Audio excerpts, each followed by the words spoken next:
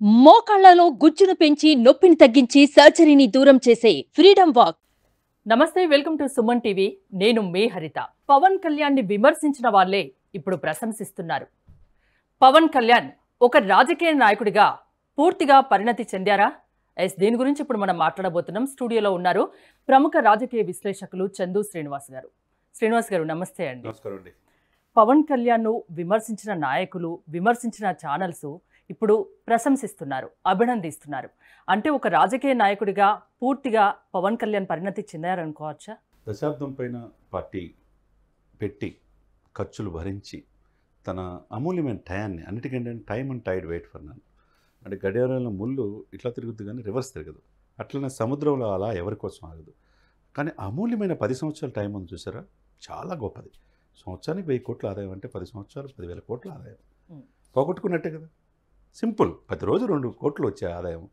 ఎందుకు ఆయనకి ప్రజలకి మొదటి నుంచి కూడా వాళ్ళ అన్నగారి దగ్గర నుంచి వచ్చిన సేవా తత్పరత కావచ్చు, వాళ్ళ అన్నను చూసి రాజకీయాల్లో యువరాజ్యం అధ్యక్షుడిగా చేశాడు. వాళ్ళ అన్నగారు పార్టీ కాంగ్రెస్లో మెచ్చేయడం ఆయనకి ఇష్టం లేదు. కానీ ఆ రోజున జనసేన పార్టీ పెట్టాడు. 10 సంవత్సరాలు ఉండటం, 2014లో చంద్రబాబు నాయుడికి అనుభవం ఉన్న వ్యక్తిని ఏ పదవి తీసుకోకుండా అన్కండిషనల్గా సపోర్ట్ చేస్తే చంద్రబాబు నాయుడు గారు సీఎం అయ్యాడు. 2019లో చంద్రబాబు నాయుడు గారితో ఆయన పాలసీని విభేదించి ప్యాకేజీకి ఒప్పుకున్నారని ఆ రోజున స్పెషల్ స్టేటస్ విషయంలో బయటకు వచ్చాడు. విడిగా పోటీ చేశాడు మొక్కువని ధైర్యంతో. ఒకే ఒక సీట్ వచ్చింది, మీకు కూడా తెలిసిన అంశం, రాజోలు. ఆ సీట్ని కూడా వైసీపీ వాళ్ళు పట్టుకెళ్లారు.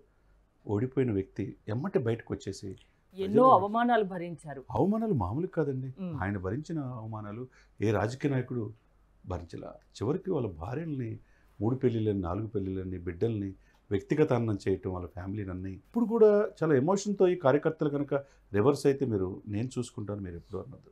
ఏ రోజు ఒక్క మాట భారతి గారి గురించి కావచ్చు, జగన్మోహన్ రెడ్డి గారి ఫ్యామిలీ గురించి కావచ్చు, అధికార పార్టీ ఎమ్మెల్యేల మంత్రుల గురించి ఏ రోజు ఆయన అనలా. ఎందుకంటే వాళ్ళు ఏం చేస్తారండి, ఒక మహిళ ఇంట్లో ఇల్లాలు ఆ ఫ్యామిలీని చూసే మహిళల పట్ల హిందూ ధర్మశాస్త్రాన్ని అవమానించినట్టే కదా. ఇంకోటి, రాజకీయాలు వేరు, వ్యక్తిగత జీవితం వేరు. ఆ వ్యక్తిగత జీవితాన్ని రాజకీయాల్లోకి లాగకూడదు కదా. అసలు లాగినా కూడా పవన్ కళ్యాణ్ ఏ రోజు ఎవరిని ఏ మాట స్పందించాల. కానీ ప్రజల కోసం ఇన్ని మాటలు పడ్డాడు. మొక్కువని ధరింతున్నాడు. ఓర్పు, నేర్పు, చేర్పు కలిస్తే పవన్ కళ్యాణ్. దశాబ్దం పైన పార్టీ పెట్టి కొన్ని కోట్లు ఖర్చు పెడితే మామూలు విషయం కాదు. 5,500 మంది రైతులు, కౌలు రైతులకి 34 కోట్ల రూపాయలు ఇచ్చాడంటే ఈ దేశంలో, హరిత గారు మీరు చెప్పండి, ఈ దేశంలో ఏ రాజకీయ నాయకుడు అని ఉన్నాడా? ఏ ముఖ్యమంత్రి అయినా? 29 రాష్ట్రాలు ఉన్నారు, 8 కేంద్రపాలిత ప్రాంతాలు ఉన్నాయి. ఏ ముఖ్యమంత్రి అయినా ఇంత చేసిన ఇది ఉందా, చరిత్ర ఉందా చెప్పండి? జగన్మోహన్ రెడ్డి గారు ఎప్పుడైనా కానీ ఆయనకున్న ఛానల్స్ కావచ్చు, ఆయనకున్న భారత్ సిమెంట్స్ కావచ్చు, ఆయనకున్న వ్యాపారాల నుంచి ఏ రోజైనా 1 కోటి రూపాయలు ఇచ్చి చేసింది ఉందా? సైనికులకి ఎక్కడో ఇదైంది అంటే 1 కోటి రూపాయల నిధులేంటి? ఎక్కడికి మత్స్యకారులకి వేయటం ఏంటి? లేకపోతే ఉద్దానం రైతు వాళ్ళ కోసం, కిడ్నీ బాధితుల కోసం లండన్ నుంచి డాక్టర్లు తెప్పించడం ఏంటి? కౌలు రైతులకి 5,500 మంది కౌలు రైతులకి 34 కోట్ల రూపాయలు అండి. తన బిడ్డల పేరు మీద ఉన్న డిపాజిట్లు కూడా తీసేసి పార్టీ ఆఫీసులు కట్టడం ఏ నాయకుడికి లేదు. అంటే పరిణితి చెందిన వ్యక్తి, పరిపూర్ణ రాజకీయ నాయకుడిగా అవతరించిన స్థితప్రజ్ఞుల. ఒక అరిస్టాటిల్, ఒక సోక్రటీస్, ఒక కౌటిల్ని మనం చూసుకుంటాం. నేటి రాజకీయాల్లో వాళ్ళందరూ కలిసి ఒక అవపోసన పొందినవాడు. ప్రపంచం మన్నలను పొందిన మోదీ గారిని ప్రశంసిస్తున్నాడు. నాతో నా పక్కన పవన్ ఉన్నాడు అని అంటే ఆయన ఎక్కడ ఎమ్మెల్యే కాదే, రాజకీయ వారసత్వం లేదే, కానీ నిలబడ్డాడే. ప్రజల కోసం నిలబడ్డాడు. ప్రజలకి ఏదో చేయాలని తప్పనండి. ఏదో ఈ ప్రజల కోసం నా ప్రాణాలను అర్పిస్తాననే భావన. గోదావరి జిల్లాలో పుట్టిన వ్యక్తి, కానిస్టేబుల్ కొడుకు, తన చుట్టూ ఉన్న సమాజంలో అందరికీ ఫలాలు అందాలని కోరుకోవడం తప్పులేదు కదా. వాళ్ళకి ఫలాలు లేనప్పుడు, వాళ్ళకు ఒక రాజధాని లేనప్పుడు, ఒక పోలవరం పూర్తి కానప్పుడు, లేకపోతే విశాఖ స్టీల్ లేనప్పుడు, తీర ప్రాంతం గుజరాత్ తర్వాత అంత ఉండి కూడా పరిశ్రమలు రానప్పుడు బాధ ఉంటుంది కదా. దశలవారి మద్యపాన నిషేధం విధించి ఆ రోజే ఎలక్షన్కి వెళ్తామని చెప్పి మద్యం ఏర్లైపోతుంది. గంజాయికి అడ్డాగా ఆంధ్రప్రదేశ్ మారుతున్నప్పుడు యువత చెడు మార్గంలో వెళ్తున్నారే, జాబులు లేవే, డిఎస్సీలు లేవే అని ఆలోచించడం తప్పేం కాదు కదా.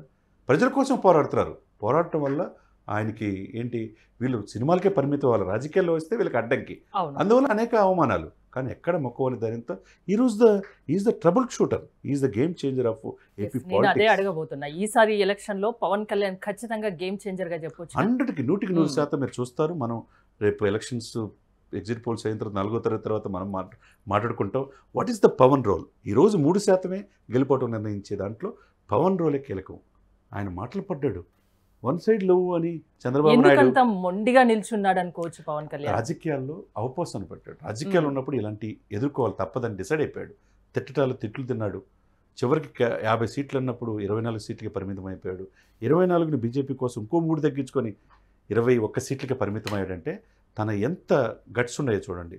2 సంవత్సరాల క్రితం అతను చెప్పాడు ఓటు చేయకుండా రాజకీయం చేద్దాం, జగన్మోహన్ రెడ్డి గారిని గద్దెదించాలి, తర్వాత సీఎం అనేది తర్వాత చూసుకుందాం అన్నాడు. ఆ రోజు చంద్రబాబు నాయుడు సీఎం అవడానికి కారణమైన వ్యక్తి 2019 విడిగా పోటీ చేస్తే విడిగా పోటీ చేసినప్పుడు గట్టి అభ్యర్థులను పెట్టి ఇటు చంద్రబాబు నాయుడు చంద్రబాబు నాయుడు జగన్ ఇద్దరు ఓడించారు పవన్ కళ్యాణ్. అసెంబ్లీలో అడుగు పెట్టకూడదని నిలబడ్డాడు. చూసారు, ఆ ఇద్దరిని పవన్ కళ్యాణ్ కలిపారు కదా, టీడీపీని బీజేపీని. అవును, అది 7 సంవత్సరాల నుంచి దూరమైన బీజేపీ ఏ రోజు చంద్రబాబు నాయుడు ఎందుకంటే అడుగు పెట్టని నేను ఆంధ్రప్రదేశ్లోని మోదీని అన్నందుకు ఏ రోజు చేర్చుకోవాలా. మరి అక్కడ కూడా కలిపింది ఎవరు? ఎక్కడ ఎమ్మెల్యే కాదు కదా. ఇప్పుడు ఉభయ రాష్ట్రాల నుంచి మీరు చూడండి, ఎన్డీఏ 33 పార్టీలు ఉంటే ఉభయ రాష్ట్రాల నుంచి ఎవరికైనా ఆహ్వానం వచ్చిందా? ఒక పవన్ కళ్యాణ్ తప్పితే. మరి ఎందుకు వచ్చింది? 25 మంది ఎంపీలు 22 మంది ఎంపీలు ఉన్నాయి. రాజ్యసభలో 30 మంది ఉండి కూడా జగన్మోహన్ రెడ్డి గారిని కూడా పిలవకుండా వాళ్ళు అడగకుండానే అన్ని బిల్లులకు మద్దతు తెలియజేసినప్పుడు పవన్ కళ్యాణ్ పై ప్రధాని మోదీకి ఎందుకంత కాన్ఫిడెంట్, ఎందుకంత నమ్మకం? డెఫినెట్గా మంచి క్వశ్చన్ అడిగారండి మీరు. ఆ రోజు గుజరాత్ సీఎంగా ఉన్నప్పుడు ఆయన 5-6 సార్లు సీఎంగా అయ్యాడు. గుజరాత్ను ఆదర్శంగా ఈ దేశానికి తీర్చిదిద్దాడు. అప్పట్లో ఆయన ప్రధానమంత్రిగా ఆయన పేరు వచ్చినప్పుడు ఫస్ట్ టైం సోము వీర్రాజుతో పాటు పవన్ కళ్యాణ్ వెళ్ళాడు. మీలాంటి వ్యక్తి ఈ దేశానికి ప్రధానమంత్రి కావాలని ఏ సినిమా హీరో వెళ్ళా, ఫస్ట్ టైం పవన్ కళ్యాణ్ అన్నాడు. మీలాంటి దీర్ఘకాల దృష్టి ఉన్న వ్యక్తి ఈ రాష్ట్రాన్ని అభివృద్ధి చేశారు, అట్లా దేశాన్ని కూడా అభివృద్ధి చేయాలి, ఈ దేశానికి ప్రధానమంత్రి కావాలని కోరుకున్నాడు. ఆ తర్వాత ఈ రోజుకి కూడా పవన్ కళ్యాణ్ గారు మోడీ పక్కన అంటే ఈ 10 సంవత్సరాల్లో ఎక్కడైనా ఒక చిన్న లాండ్ ఆర్డర్ సమస్య, ఒక బాంబు దాడి జరిగిందా చెప్పండి. 370 ఆర్టికల్ రద్దు చేస్తారని చెప్పి మీరైనా నేనైనా ఊహించావా? లేకపోతే త్రిపుల్ తలాక్ ముస్లింలకి బానిసత్వంగా అనేక పెళ్లిళ్ళు చేసుకుంటే వాళ్ళ యొక్క రాజకీయాలు మనం చూసామా? ఎక్కడ మాల్దీవులు, ఎక్కడ ఇన్సిడెంట్స్, ఎక్కడ ఈ దేశ సంస్కృతి సాంప్రదాయాలను గౌరవించే ప్రపంచం మనల్ని పొందే మోదీ మనల్ని పొందాడంటే, ఇక ట్విట్టర్లో మోదీ గారిని కూడా దాటి ఫస్ట్ ప్లేస్లో వెళ్ళాడంటే, అంటే ఫాస్టెస్ట్ గ్రోయింగ్ పొలిటీషియన్గా ఈ దేశంలో అవతరించాడంటే మోదీ గారికి పవన్ కళ్యాణ్ గారు లాంటి వాళ్ళు అనేక మంది నటులు తెలుసు. కానీ పవన్ కళ్యాణ్ ఇచ్చే ఇంపార్టెన్స్ ఇంకెందుకు ఇవ్వట్లేదు చెప్పండి? ఇంకెవరికి ఎందుకు ఇవ్వట్లేదు అంటే పవన్ కళ్యాణ్ చిత్తశుద్ధి. ఆ రోజు ఆయన కాళ్ళకి నమస్కారం పెడితే మళ్ళీ ఆయన దగ్గర ఆయన నడుము ఉంచి నో మీరు పెట్టకూడదని చెప్పి ఆయన్ని వారించాడంటే వాళ్ళిద్దరి మధ్య ఎంత బాంధవ్యం మనం చూసుకోవాలి. నేటి సమకాలీన రాజకీయాలండి పవన్ కళ్యాణ్ ఒక వ్యక్తి కాదు, ఒక వ్యవస్థగా మారాడు, ఒక శక్తిగా మారాడు. ఎన్నికలంటే ప్రజల్లో చొప్పించుకుపోయాడు. ఆయన చెబితే ఈసారి నిలబడదాం, ఆయన ఎక్కడ గెలవకపోయిన 10 సంవత్సరాలు మన కోసం ఉన్నాడనే భావన ప్రజలు తేగలిగారు. 10 సంవత్సరాల క్రితం పవన్ కళ్యాణ్ వేరు, ఇప్పుడు పవన్ కళ్యాణ్ వేరు మీరు చెప్తున్నారు, అంతేనా? డెఫినెట్గా 100% పరిపూర్ణ రాజకీయ నాయకుడిగా, స్థితప్రజ్ఞుడిగా నేటి రాజకీయాలు అవతరించాడు. పవన్ కళ్యాణ్ లేని ఆంధ్రప్రదేశ్ రాజకీయాలు ఊహించుకోవటం కష్టం. ఇప్పటికీ రాబోయే రోజుల్లో కూడా దాదాపు 10 సంవత్సరాలు ఆయన రాజకీయం చేయడానికి సిద్ధమయ్యాడు. అటువంటి నాయకుల్ని దక్షిణ భారతదేశంలో ఎమర్జ్ అవ్వటానికి, అటువంటి వ్యక్తుల్ని మోదీ గారు పక్కన పెట్టుకోవడానికి ఆయన సిద్ధంగా అయ్యాడు. కాబట్టే నిన్నగాక మొన్న అమిత్ షా గారు చెప్పినట్టు ఆంధ్రప్రదేశ్లో పవన్ కళ్యాణ్ చంద్రబాబు గారి నేతృత్వంలో, బీజేపీ నేతృత్వంలో కూటమి రాబోతుందని చెప్పాడు. 17 ఎంపీ సీట్లు రాబోతున్నాయి. అంటే ఏంటి? 5 సంవత్సరాలు మద్దతు ఇచ్చిన జగన్నే కాదని ఈరోజు పవన్ కళ్యాణ్ మాటని టీడీపీని కూడా చేర్చుకున్నారు. ఈ కూటమి గెలవబోతుందనే కాన్ఫిడెంట్ వాళ్ళకి వచ్చిందంటే మనం ఆలోచించుకోవాలి. అంటే ఏపీలో జరిగిన ఎన్నికల్లో ఖచ్చితంగా పవన్ కళ్యాణ్ గేమ్ చేంజర్. డెఫినెట్గా అండి. ఇంకోటి పిఠాపురంలో నిన్న ఇవాళ మనం చూస్తున్నాం, వెహికల్స్ పై కొన్ని స్టిక్కర్స్ కనిపిస్తున్నాయి. పిఠాపురం నుంచి పవన్ కళ్యాణ్ పోటీ చేశారు, మా ఎమ్మెల్యే తాలూకు అనే కొన్ని స్టిక్కర్స్ కనిపిస్తున్నాయి. పిఠాపురం ఎమ్మెల్యే BMW కారులో నేను ఎస్ఆర్ నగర్లో చూసా. కొత్త కారు, తెలిసినోడు వేరే వాళ్ళ దారు ఏంటి దేశం అంటే ఏంటన్నా పిఠాపురం ఎమ్మెల్యే అయిపోయాడు అని చెప్పి అన్నాడు. అంటే ఆ భావన వాళ్ళు కలిగించేయడం అంటే మా ఊరు వచ్చాడు, మా పవన్ కళ్యాణ్ గారు అని ఓన్ చేసుకున్నారండి. కాబట్టి అత్యధిక మెజార్టీతో ఆయన గెలవబోతున్నాడు. ఆయనకి తప్పే ఉంది, అభిమానులు ఏదైనా చేసుకుంటారు వాళ్ళ కోసం. ముద్రగడ పద్మనాభం లాంటి కుల పెద్దలందరూ కూడా ఆయనకి యాంటీగా చేసి జగన్మోహన్ రెడ్డి గారి పంచం చేరినా, మిమ్మల్ని తరిమేస్తామని చెప్పినా, మిమ్మల్ని ఓడించకపోతే నా పేరు పద్మనాభరెడ్డి అని పెట్టుకుంటామని ఆయన అన్నా, ఎక్కడ కూడా ఒక మాట ఆయన అనలా. వాళ్ళ కూతుర్ని దగ్గరికి తీసుకున్నాడు. అమ్మ నీతో పాటు నాన్నగారి దగ్గరికి వస్తాను, పెద్ద ఆయన ఏదో మాట అంటారు అన్నాడంటే రేపు ఆయన గెలిచిన తర్వాత కూడా ముద్రగడ దగ్గరికి వెళ్తాడు ఆయన. అంటే అంత గొప్పదనం. అంటే ఎక్కడ తగ్గాలో తెలిసిన వ్యక్తి, సినిమాల్లో కాదు రాజకీయాల్లో కూడా. ఎక్కడ సినిమాలో ఒక డైలాగ్ ఉంది, అత్తారింటికి దారేదిలో, ఎక్కడ నెగ్గాలో కాదు ఎక్కడ తగ్గాలో తెలిసిన వాడే మనిషి అని. ఎస్, డెఫినెట్గా 100% రాజకీయాల్లో అది పాటిస్తున్నాడు పవన్ కళ్యాణ్. కాబట్టి ఆంధ్రప్రదేశ్లో ప్రజలు మీరు అన్నట్టు మీడియాలో ఎవరైతే పవన్ కళ్యాణ్ విమర్శించారో ఇప్పుడు అదే మీడియా మొత్తం కూడా ఈయనే మొత్తం చేంజ్, ఓటు పోలరైజేషన్, ఓటు ట్రాన్స్ఫర్మేషన్, టీడీపీకి జనసేన ఓట్లు టీడీపీకి వెళ్తానికి, జనసేన ఓట్లు బీజేపీకి వెళ్తానికి ఈయనే కీలకమైన వ్యక్తి అనేది ఏపీ రాజకీయాల్లో పవన్ ఇప్పుడు ఒక కీలక వ్యక్తి, ఒక గేమ్ చేంజర్ గా మీరు చెప్తున్నారు అంతేనా? థ్యాంక్ యూ శ్రీనివాస్ గారు.